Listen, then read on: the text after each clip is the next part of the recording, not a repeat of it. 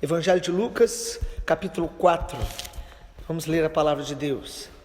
Jesus, cheio do Espírito Santo, voltou do Jordão e foi guiado pelo mesmo Espírito no deserto, durante 40 dias, sendo tentado pelo diabo. Nada comeu naqueles dias, ao fim dos quais teve fome. Então o diabo disse a Jesus: se você é o Filho de Deus, mande que esta pedra se transforme em pão. Mas Jesus lhe respondeu: está escrito, o ser humano não viverá só de pão. Então o diabo o levou para um lugar mais alto e num instante lhe mostrou todos os reinos do mundo e disse: eu lhe darei todo este poder e a glória destes reinos, porque isso me foi entregue e posso dar a quem eu quiser. Portanto, se você me adorar, tudo isso será seu. Mas Jesus respondeu: está escrito, adore o Senhor seu Deus e preste culto somente a Ele. Então o diabo levou Jesus a Jerusalém, colocou-o sobre o pináculo do templo e disse: se você é o Filho de Deus, jogue-se daqui, porque está escrito, aos seus anjos ele dará ordens a seu respeito para que o guardem, e eles o sustentarão nas suas mãos, para que você não tropece em alguma pedra. Jesus respondeu ao diabo: também foi dito, não ponha à prova o Senhor seu Deus.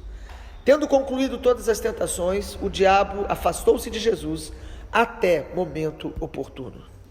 Então Jesus, no poder do Espírito, voltou para a Galileia, e a sua fama correu por toda aquela região, e ensinava nas sinagogas, sendo elogiado por todos.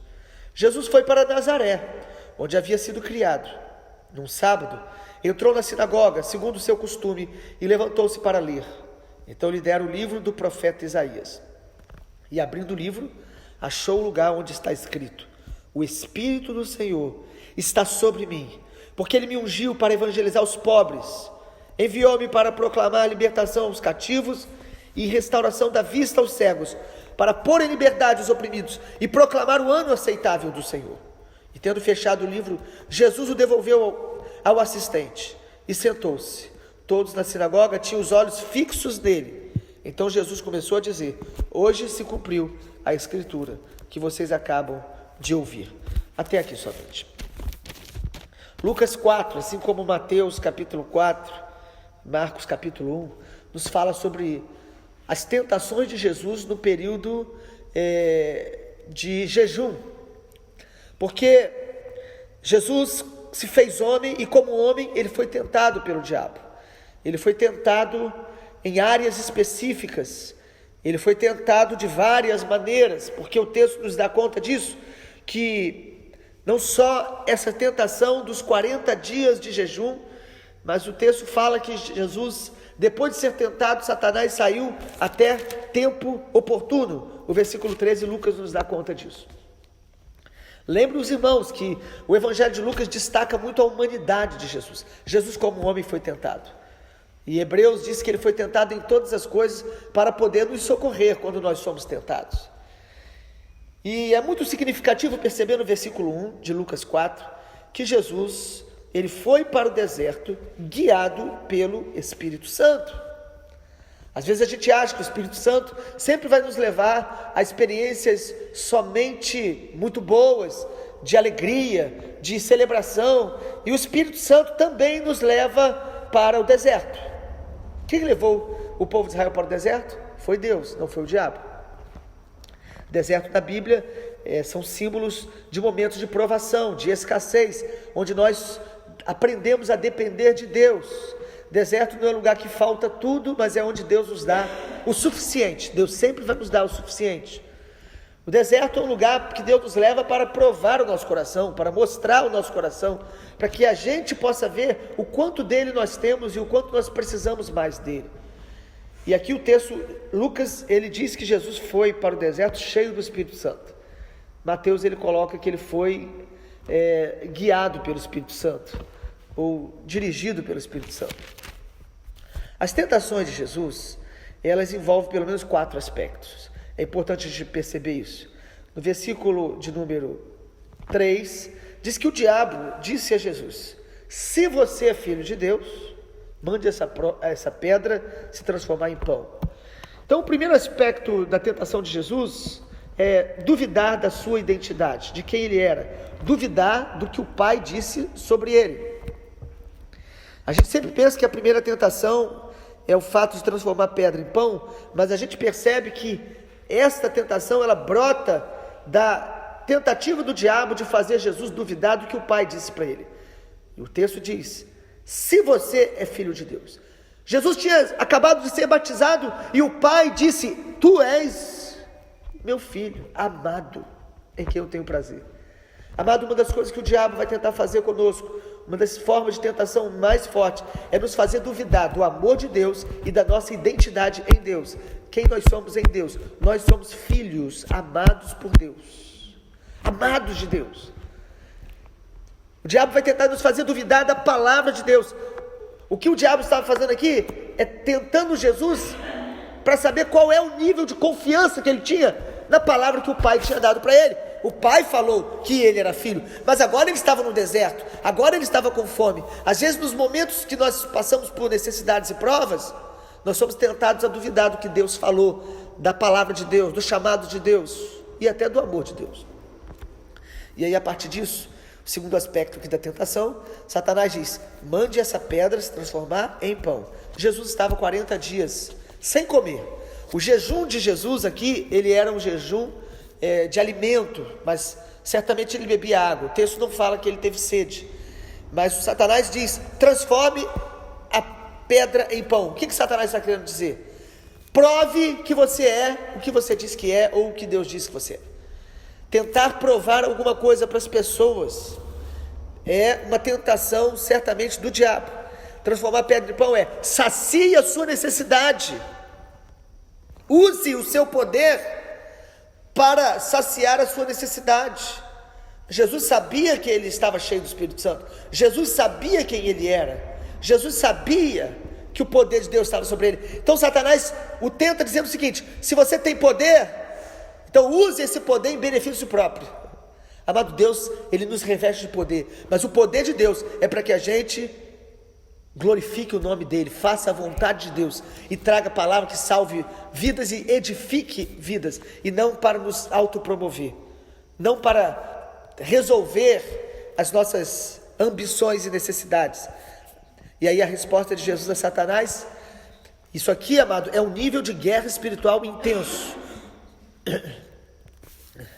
Nós sabemos biblicamente que todos nós vivemos em um mundo onde há um mundo espiritual hostil aos propósitos de Deus na nossa vida. A Bíblia fala que Satanás e os seus demônios, eles andam ao nosso derredor, procurando alguém para devorar. Jesus aqui estava num momento onde o nível de guerra espiritual se intensificou. Muitas vezes, quando nós estamos sendo provados, quando nós estamos sendo tentados, é um momento onde se intensifica as tentações de Satanás. E lembre-se, o Espírito Santo permitiu, levou Jesus. Deus permite que às vezes o nível de guerra espiritual aumente, para que a gente possa fortalecer ainda mais os nossos músculos espirituais, a nossa fé, se posicionar ainda mais, ficar mais ainda vigilante, sóbrio e realmente fazer a vontade de Deus. E como é que Jesus responde à tentação de Satanás? Com a palavra. A palavra é a espada do Espírito. Jesus fala para Satanás: está escrito, versículo número 4 de Lucas 4. Está escrito: nem só de pão viverá o homem. Jesus cita Deuteronômio, a palavra de Deus, Deuteronômio 8, versículo 3. Jesus fala: está escrito, nem só de pão vive o homem, mas de toda palavra que procede da boca de Deus. O que Jesus está querendo dizer? Satanás, eu não vou me alimentar das suas propostas, eu vou me alimentar da palavra do meu Deus, do meu Pai. A palavra do meu Pai me sacia, a palavra do meu Pai me fortalece.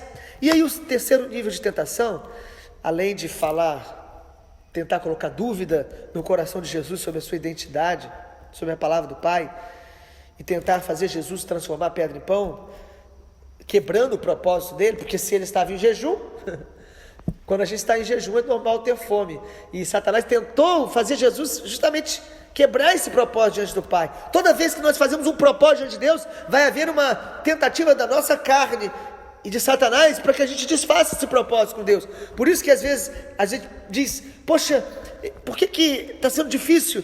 Eu fiz um alvo com Deus. Porque existe um mundo espiritual, amado, hostil, que tenta resistir aquilo que nós queremos fazer para Deus. No versículo de número 6, ou melhor, no versículo 5, Satanás muda a estratégia. O diabo levou para um lugar alto e no instante mostrou todos os reinos do mundo e disse: eu darei todo esse poder e glória de todos esses reinos a quem eu quiser, porque me foi entregue. Se você me adorar, isso tudo será seu. O terceiro nível de tentação aqui é alcançar as promessas de Deus por atalhos, por caminhos mais curtos. Jesus sabia que ele era o príncipe da paz e que todos os reinos deste mundo seriam dados a ele, como lá em Apocalipse diz: os reinos deste mundo se tornou do Senhor, o reino deste mundo se tornou do Senhor e do seu Cristo, e ele reinará. Apocalipse declara isso. Mas aqui Satanás está dizendo o seguinte: eu vou te dar tudo, simplesmente se você se prostrar diante de mim. Você não precisa ir para a cruz, você não precisa passar por esse processo todo que você está começando agora. Sabe, amado, às vezes Satanás vai nos oferecer caminhos mais curtos para que a gente possa alcançar objetivos na nossa vida. Então a gente começa a querer quebrar princípios, viver de qualquer maneira e orando para que Deus faça algumas coisas que até Deus prometeu. As promessas de Deus devem ser alcançadas da maneira de Deus. E amado, a maneira de Deus sempre envolve a cruz, a maneira de Deus sempre envolve renúncia, a maneira de Deus sempre envolve santificação. Satanás quis mostrar um caminho mais curto: eu vou te dar tudo. E é lógico que Satanás não é dono de nada. Ele é o príncipe deste mundo no sentido de sistema, ele não é o dono. Os céus são os céus do Senhor e a terra o Senhor deu aos seus filhos, a nós. Satanás tem legalidade sobre a terra por causa do pecado humano, mas aqui Satanás diz: eu posso te dar tudo, mostrou todas as belezas do mundo, é só você se prostrar e me adorar. E Jesus responde com a palavra mais uma vez: está escrito, adore o Senhor seu Deus e preste culto somente a Ele. Não se prostre diante dos pecados, diante dos caminhos mais fáceis, diante dos desejos da sua carne, mesmo que isso pareça que vai trazer algum tipo de recompensa. Porque Satanás muitas vezes nos oferece recompensas se a gente fizer o que ele quer, se prostrar diante das suas propostas, diante das suas intenções. Jesus responde com a palavra: somente ao Senhor seu Deus lhe dará culto.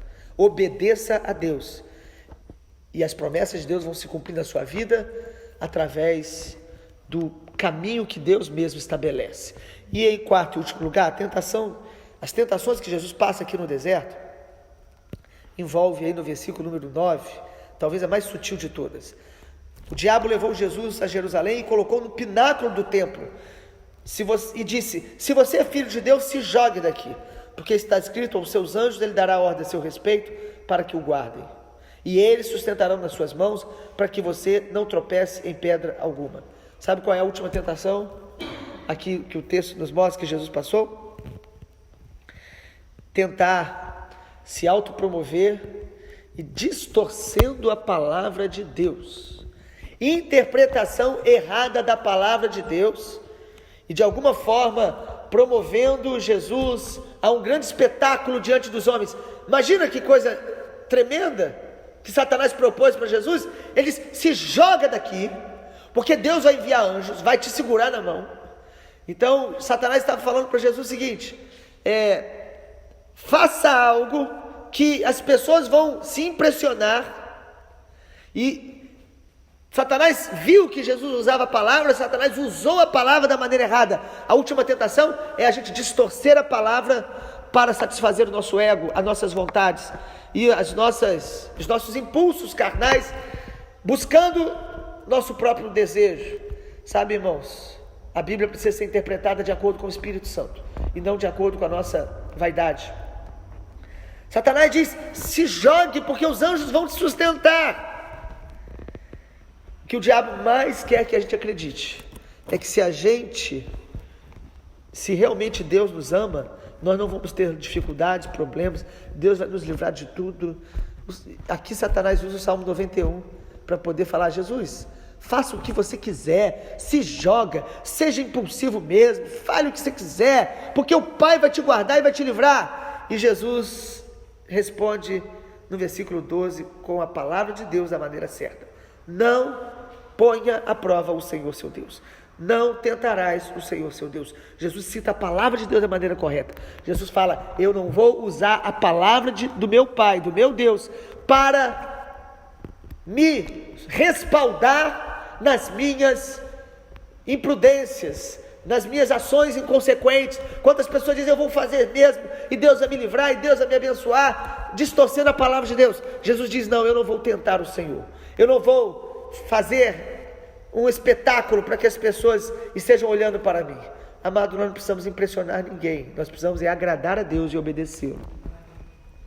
E aí, amado, para partir para as conclusões de Lucas capítulo 4, a primeira parte que nós estamos vendo, amanhã continuaremos. O versículo 13 diz que, tendo concluído essas tentações, o diabo se afastou até momento oportuno. Satanás muitas vezes intensifica a guerra espiritual em nossa vida, e há momentos que nós temos aquele alívio, mas ele certamente virá em outro momento, de outra maneira. Por isso nós devemos sempre nos manter vigilantes. E o versículo 14 diz: então Jesus, no poder do Espírito, voltou para a Galileia. Quando nós vencemos as tentações, resistimos ao diabo, ele fugirá de nós, e nós seremos cheios, revestidos do poder do Espírito Santo. Nós seremos cheios do poder de Deus. Ele foi para o deserto pelo Espírito, mas ele saiu do deserto no poder do Espírito. Amado, nosso ministério, a nossa vida, ela é fortalecida e capacitada após vencer provas e tentações, resistindo ao diabo, permanecendo na palavra, sendo fiel a Deus. Assim nós saímos mais fortalecidos. E aí Jesus vai para a sinagoga. Sabe aonde? Em Nazaré. Olha o versículo 16. Jesus foi para Nazaré, onde ele foi criado. Jesus nasceu em Belém, mas ele foi criado em Nazaré, por isso ele é chamado de Jesus, o Nazareno. E aqui em Nazaré ele vai numa sinagoga. Ali naquele espaço, as sinagogas, elas são como os templos que nós temos hoje na igreja.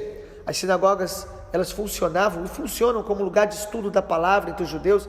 Mesmo tendo o templo nos tempos bíblicos do Novo Testamento, eles tinham as sinagogas. E Jesus vai para Nazaré, para a sua cidade onde ele foi criado, e ele entra na sinagoga, e ali ele abre os pergaminhos e ele lê Isaías 61, tremendo. Versículo 18, ele lê dizendo: o Espírito do Senhor está sobre mim, ele me ungiu para evangelizar os pobres, para libertar os cativos, restaurar os cegos e pôr em liberdade os oprimidos. E quando Jesus fecha o livro, todo mundo fica olhando para ele, esperando ele dizer alguma coisa. Isso era o hábito. Um rabino, os homens dentro da sinagoga liam a palavra e depois sentavam e comentavam e compartilhavam. E quando Jesus vai falar, no versículo 21 diz que ele diz o seguinte: olha o que Jesus fala: hoje se cumpriu a escritura que vocês acabam de ouvir.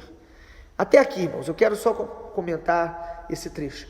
Jesus lê Isaías 61 e ele diz: hoje se cumpriu essa escritura. Ou seja, a palavra de Isaías, que é chamado do profeta messiânico, o profeta que mais fala sobre Jesus, se cumpre literalmente em Cristo, no ministério dele.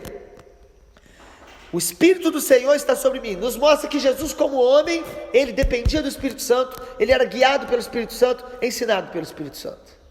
E o texto nos mostra as características do ministério de Jesus. Primeiro, o texto diz que ele ungiu para evangelizar os pobres.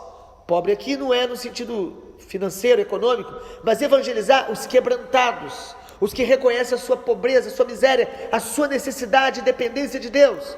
Jesus veio então para evangelizar, para trazer boas novas de salvação, boas notícias. O ministério de Jesus também, versículo 18, ele veio para libertar os cativos.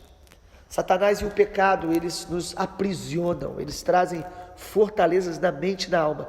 O poder do nome de Jesus, da presença de Jesus e da salvação em Cristo nos liberta de todo cativeiro espiritual.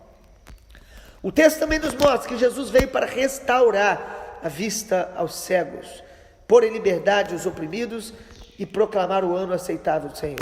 O Senhor Jesus veio para curar a cegueira espiritual, curar enfermidades, mas sobretudo abrir os nossos olhos espirituais, para que a gente enxergue a Deus, o Pai, e a salvação através do sangue que Jesus derramou por nós. Então, Jesus também veio para proclamar o ano aceitável do Senhor. Versículo 19. Isso tem a ver com a salvação que só Ele pode dar. Vamos orar nessa manhã, que o Senhor Jesus nos abençoe, que Lucas capítulo 4 nos ensine dia após dia a resistir ao diabo, e ele fugirá de nós, e sairmos mais fortes de cada nível de guerra, de tentação e de provação. Pai amado, obrigado porque a Tua palavra é viva e eficaz. Oramos nessa manhã em nome de Jesus, para que nós possamos ser fortalecidos por essa palavra que ouvimos. Fortaleça o nosso espírito, a nossa alma, o nosso corpo. Espírito Santo, nos dê discernimento dos níveis de ataque que Satanás lança, os níveis mais diretos e aqueles que são mais sutis. Dê-nos sensibilidade à Tua voz, Espírito Santo, para perceber aquilo que o inimigo tenta lançar contra a nossa mente, contra o nosso coração, e resistir ao diabo, para que ele fuja de nós, e nós saiamos de cada uma das provas e tentações mais fortalecidos, mais cheios do Espírito Santo, mais conscientes do nosso chamado e da nossa identidade, em nome de Jesus. Amém. Glória a Deus.